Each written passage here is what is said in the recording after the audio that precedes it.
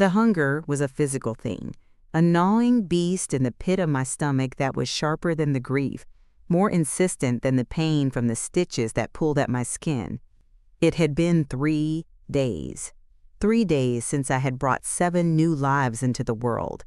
3 days since I had last seen my husband, Alex. And 3 days since I had last eaten a real meal.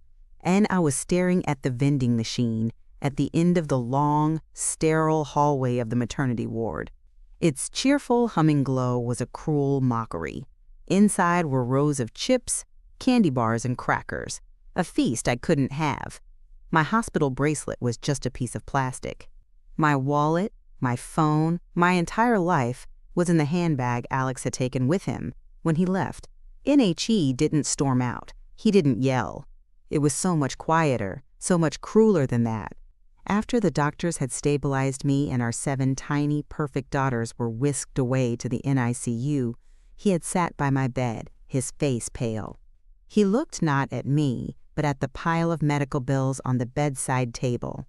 7, he whispered, the word like a stone in his mouth.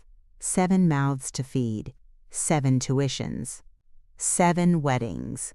He stood up, his movements slow, deliberate. He picked up my purse from the chair. I need to go make some calls, he said, his voice hollow. Sort things out. He kissed my forehead, a touch as cold as the winter wind. I'll be back with some food. NHE never came back. He didn't just leave me. He stripped me of everything. He took my phone so I couldn't call for help. He took my wallet so I couldn't feed myself. He left me stranded, isolated in a hospital bed, a new mother to 7 critically ill babies, with a hunger so profound it mirrored the gaping hole in my heart. He hadn't just abandoned his family. He had tried to starve its mother into submission. But as I stared at that vending machine, the gnawing in my belly wasn't just hunger. It was rage. And I knew, with a certainty that eclipsed everything else, that I would find a way to feast on his downfall. NIF, this story is already making your blood boil. Do me a favor and hit that subscribe button and give this video a like. You need to see how a starving mother finds the strength to devour the man who left her with nothing. N.A. Lex, and I fell in love over food. Not in fancy restaurants with white tablecloths, but in the bustling, chaotic kitchen of the homeless shelter, where we both volunteered on weekends. I was a sous chef at a small farm-to-table restaurant, and my passion was feeding people. Alex was a financial planner, a man who dealt in numbers and spreadsheets, but he claimed my cooking was the one thing that made him feel truly grounded. NHE wasn't a man of grand romantic gestures. His love language was quiet, practical support. He'd show up at the end of my grueling 14-hour shifts with a container of my favorite soup he'd bought from a little Vietnamese place, knowing I'd be too tired to cook for myself. He'd listen for hours as I talked about my dream of one day opening my own restaurant, a place that would be more than just a business. It would be a community hub, a place where everyone felt welcome and nobody went hungry. "We'll do it together," he'd say, his eyes shining with what I thought was shared ambition. "You'll be the heart, and I'll be the head. I'll handle the numbers, you handle the nourishment." And our life was built around this shared dream. We lived modestly, saving every penny. We'd spend our weekends driving through the countryside, looking at old, forgotten properties, imagining them transformed. He created endless spreadsheets, projecting costs, profits, and timelines. I created menus, sketching out dish ideas on napkins, my creativity fired by his pragmatism. He made me feel safe. He made my wildest dreams feel attainable. My parents, who had always worried about my choice of a notoriously unstable career, adored him. "He's so responsible, honey," my mother would say. "He's the anchor you need to keep your ship steady." NTHE first crack in our perfect foundation appeared not over money, but over a plate of food. I had been experimenting with a new dish for my dream restaurant, a complex seafood stew. I was proud of it and served it to him for dinner. He took one bite, chewed thoughtfully, and then pushed the bowl away. "It's good, Maya," he said, but the cost per serving is too high. The profit margin is razor thin. We can't build a business on dishes like this. We need to think about volume, efficiency. Less lobster, more potatoes. And I was stunned. It wasn't a suggestion, it was a directive. He wasn't my partner, he was my boss. For the first time, I saw that he didn't share my dream. He had his own dream, and I was just an ingredient in it. My passion for food, my desire to nourish, was just a variable in his financial equation. The argument that followed was our first real fight. I accused him of trying to turn my art into an assembly line. He accused me of being a naive artist who didn't understand the real world. "Love doesn't pay the bills, Maya," he had shouted. "Security does." NWE patched things up, but something had shifted. I started noticing how he controlled everything related to money. He insisted on managing all our finances, giving me a small allowance for personal expenses. He said it was more efficient, that it was his area of expertise. I, who had been managing my own finances perfectly well for years, felt a prickle of resentment, but I conceded. I told myself it was his way of caring for me, of taking on the burdens so I could be free to create. I didn't realize he wasn't taking on burdens.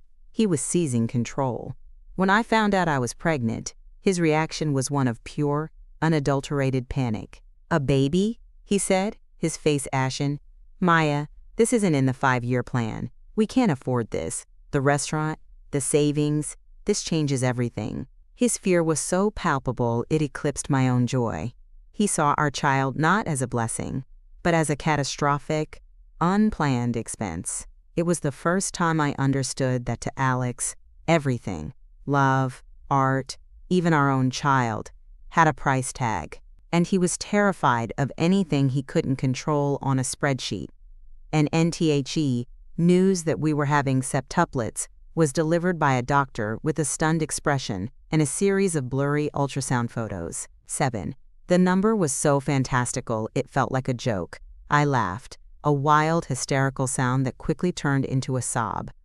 Alex didn't make a sound. He just sat there, his face turning a shade of gray I had never seen before. He looked like a man who had just watched his entire life's savings go up in smoke. NTHE pregnancy became his personal financial crisis. He didn't ask about my health, my fears, or the monumental physical challenge I was facing. His questions were all for the doctors, and they were all about money. What's the total projected medical cost? What are the statistical odds of long-term health complications and their associated expenses? Is there a more cost-effective option? That last question, asked in a hushed tone to the doctor, made my blood run cold. He was asking about selective reduction, not as a way to protect my health or ensure the viability of the other babies, but as a way to mitigate financial risk. He was putting a price on the lives of our unborn children, and I refused, vehemently. They were my babies, all of them.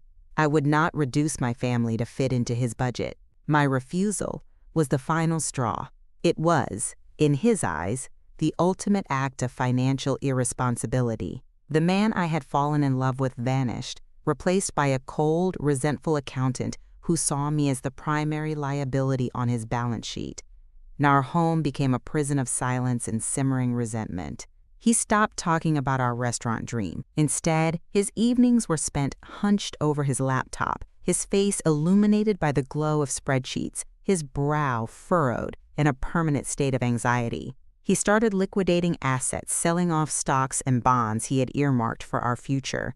"We have to prepare for the storm," he'd mutter, more to himself than to me. The storm he was referring to was our children. NHE put me on a strict budget, scrutinizing every grocery receipt, questioning every small purchase. The man who once brought me soup now lectured me on using coupons.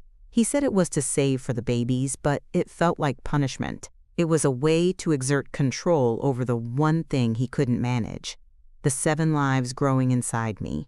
My body, once a source of creative pride, was now just a vessel for his impending bankruptcy.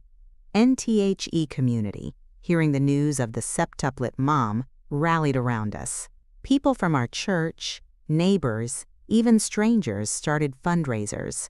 They donated clothes, cribs, and mountains of diapers. They organized meal trains for after the babies were born. It was a beautiful, humbling outpouring of support. But Alex saw it differently. He looked at the donated items piling up in our spare room with a kind of detached scorn. "It's a drop in the bucket," he said, his voice flat. "Charity won't pay for 7 college educations." He saw their kindness not as a gift, but as a paltry offering that highlighted the scale of his financial ruin. As my due date approached, the doctors insisted I be admitted to the hospital for constant monitoring. The risks were astronomical. Alex fought it. "The cost of a long-term hospital stay is insane," he argued. "You're fine at home." It took my doctor calling him directly and explaining, in no uncertain terms, that I or all 7 babies could die, for him to finally relent. He drove me to the hospital, his knuckles white on the steering wheel, his face a mask of grim resignation. He wasn't worried about my health. He was watching his meticulously planned future burn to the ground, and he blamed me for lighting the match. NNTHE delivery was a blur of controlled chaos. A small army of doctors and nurses filled the operating room, 1 team for me and 1 for each baby. The births were surprisingly smooth, a testament to the medical team's incredible skill. 1 by 1, they were born, 7 tiny, perfect girls. Their first cries were faint, like the chirping of baby birds, but to me, they were the most powerful orchestra I had ever heard. I was exhausted, overwhelmed, but my heart was overflowing. They were whisked away to the neonatal intensive care unit almost immediately, their lives dependent on a web of wires and machines. I was wheeled to a recovery room, my body aching, my mind reeling. Alex sat in the chair beside my bed. He hadn't held any of our daughters. He had watched them through the glass of the incubator, his expression distant, as if he were observing a stranger's life. NTHE Hospital's financial administrator came in, a woman with a kind but businesslike demeanor. She handed Alex a thick folder. "This is just a preliminary estimate of the costs," she explained gently, "and information on payment plans." And I watched Alex's face as he opened the folder. The color drained from it. His eyes scanned the pages, the numbers, the endless string of zeros. I saw his hand tremble. This was it. The physical manifestation of his greatest fear. The bill for a life he never wanted. NHE closed the folder, his movements stiff. He stood up and looked down at me, but his eyes were vacant. "I need to go make some calls," he said, his voice a monotone. "I need to sort things out." He picked up my handbag from the chair next to his. It held my wallet, my phone, my keys, my connection to the outside world. I didn't even think about it. Why would I? "Okay," I whispered, my voice weak. "Can you bring me back some soup? The hospital food? I'll be back with some food," he said, his gaze fixed on a point over my head. He leaned down and kissed my forehead. His lips were cold. Then he turned and walked out of the room. NTHE first few hours, I didn't worry. He was probably on the phone with his parents, with the bank, trying to wrap his head around the new reality. But as afternoon turned into evening, a knot of anxiety began to form in my stomach. The nurses came to check on me. "Has your husband come back yet?" they'd ask. "He went to get me some food," I'd reply, the words starting to sound hollow even to my own ears. Night fell. The hunger, which had been a dull ache, sharpened into a painful gnawing. I hadn't eaten since the small piece of toast I'd had before the C-section. I was a new mother, my body ravaged from delivering 7 babies, and I was starving. I asked a nurse if I could get something from the cafeteria. She looked at me with pity. "It's closed, honey," she said, "and everything needs to be paid for. We can't put it on your hospital bill." That's when the reality hit me, a cold, brutal wave. He wasn't coming back. This wasn't an oversight. This was a plan. He hadn't just left me. He had deliberately and methodically cut me off. He took my phone so I couldn't call my parents. He took my wallet so I couldn't buy a simple bottle of water. He had isolated me, incapacitated me, left me helpless and hungry in a hospital ward, while our 7 daughters fought for their lives in a different wing. It was an act of cruelty so profound, so calculated, it took my breath away. He hadn't just run from his responsibilities. He was trying to make me disappear. In FOR 2 days, I was a ghost haunting my own recovery. I subsisted on the hospital's complimentary Jell-O cups and lukewarm broth, my hunger a constant, dizzying companion. My world shrank to the 4 walls of my room and the hourly visits to the NICU, a journey that felt like crossing a desert. I'd stand over my 7 tiny daughters, whom I'd named Faith, Hope, Grace, Mercy, Joy, Patience, and Serenity, and whisper promises that I had no idea how to keep. My milk hadn't come in, a casualty of the stress and malnutrition, and the guilt was a physical weight.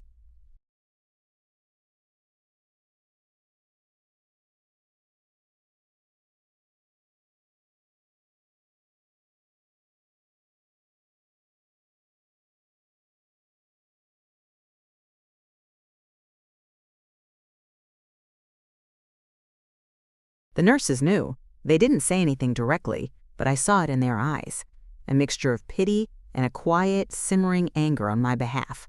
They started bending the rules. A kind, older nurse named Carol would sneak me an extra juice box from the nourishment station. A young nursing assistant would forget a packet of saltines on my bedside table. These small acts of contraband kindness were all that kept me going. They were whispers of support in a world that had gone silent. And on the 3rd day, Carol came into my room, her face set with determination. "This is ridiculous," she said, her voice low. "You're a mother of 7 newborns. You need to eat. Where are your parents? Your family?" Tears I didn't know I had left streamed down my face. "My husband took my phone," I sobbed. "I don't know their numbers by heart. They live 5 hours away. They don't even know the babies have been born." Carol's eyes hardened. She left the room and came back a minute later with a hospital tablet. "The internet is free," she said, her voice firm.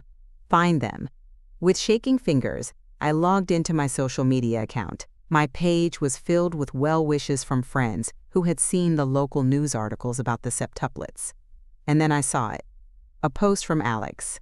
It was a photo of him, looking tired but noble, with a long caption, "Feeling overwhelmed but blessed." It read, "My 7 beautiful daughters arrived a little early. Unfortunately, my wife Maya is suffering from a severe case of postpartum psychosis. She's delusional and has been lashing out.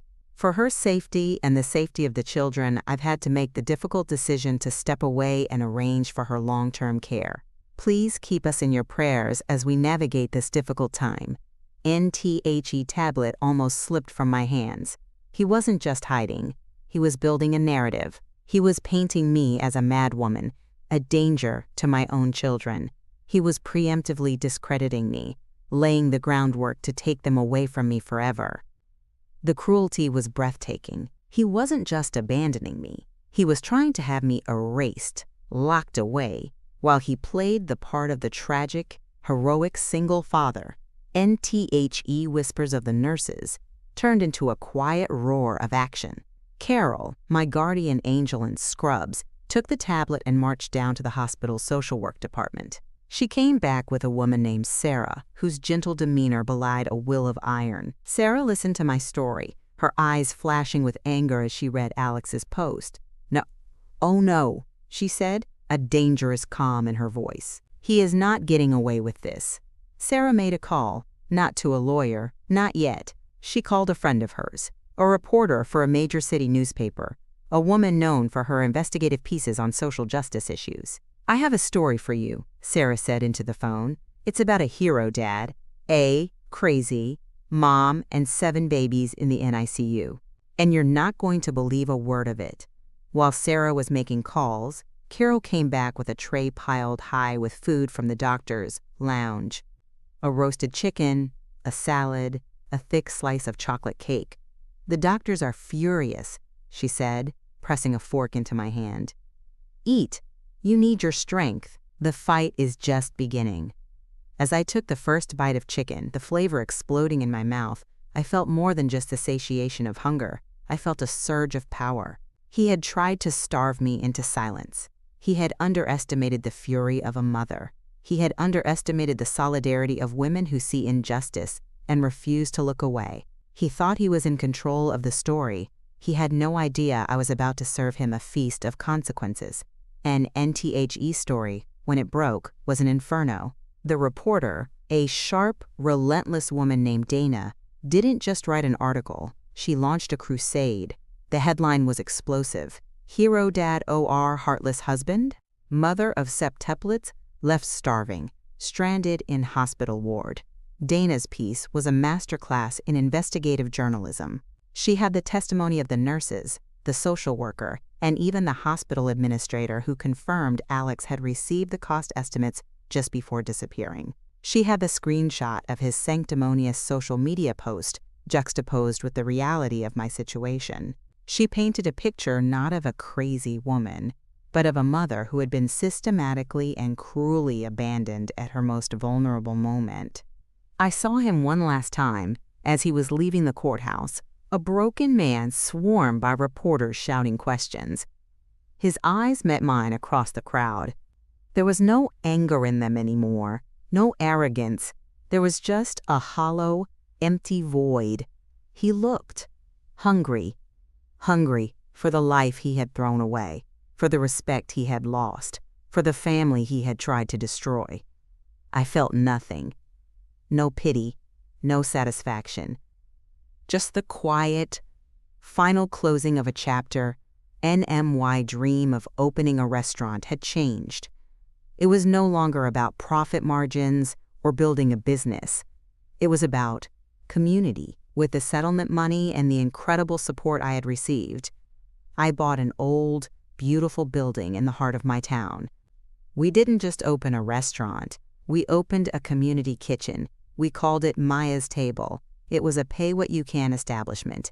Those who could afford it paid full price. Those who were struggling paid what they could, or nothing at all. It was a place built on the belief that everyone deserves a hot meal and a place at the table. My 7 daughters grew up in that kitchen, learning to chop vegetables, stir pots, and treat every person who walked through the door with dignity and respect. And years passed. Maya's Table became a beloved institution, a place famous not just for its food, but for its heart. My daughters, my 7 miracles, blossomed into remarkable young women. Each one was different, yet they all shared a deep well of compassion and a fierce sense of justice. They were my co-chefs, my business partners, my greatest joy. NTHE Restaurant was our life. It was where we celebrated birthdays, mourned losses, and marked the passing of time. It was a testament to the fact that nourishment is about more than just food. It's about connection, community, and love. One evening, during a busy dinner service, a man came in. He was thin and ragged, his eyes downcast. He looked like he hadn't had a decent meal in a long time. He sat at a small table in the corner, and one of my daughters, Grace, went to take his order. She treated him with the same warmth and respect she showed every customer. NSHE came back to the kitchen a moment later, her brow furrowed. "Mom," she said quietly, "there's a man out there. He looks so sad, and he looks a little familiar." And I glanced out through the pass-through window. It was Alex. The years had not been kind. He was a ghost of the man I once knew, stripped of his arrogance, his confidence, his vitality. He was just a hungry man in a room full of strangers. NMY daughters watched me, their expressions a mixture of curiosity and concern. They knew their father's story, but they had never met him. I took off my apron, my heart steady. I walked out of the kitchen and approached his table. NHE looked up as I approached, and his eyes widened in shock, then shame. He started to stand, to flee, but I gently motioned for him to sit. "And Alex," I said, my voice even. It was the first time I had spoken his name in over a decade. "Maya," he rasped, his voice hoarse. I'm sorry, I was hungry." And I looked at this man who had left me starving, who had tried to take everything from me, and I felt a strange, quiet sense of peace. My hunger had been matched by my heartbreak, but my table was now fuller than he could ever have imagined. "I know," I said softly. "In this place, everyone who is hungry gets to eat." And I turned to my daughter, who was watching us with wide, compassionate eyes. "Grace, bring him the shepherd's pie," I said. "It's the special tonight. It's warm, and it's filling." As I walked back to my bustling, noisy, beautiful kitchen, I knew I had won. Not by destroying him, but by building a life so full of love and abundance that his cruelty had no place in it. He had tried to leave me with an empty plate, not knowing I would end up with a feast that could feed the world.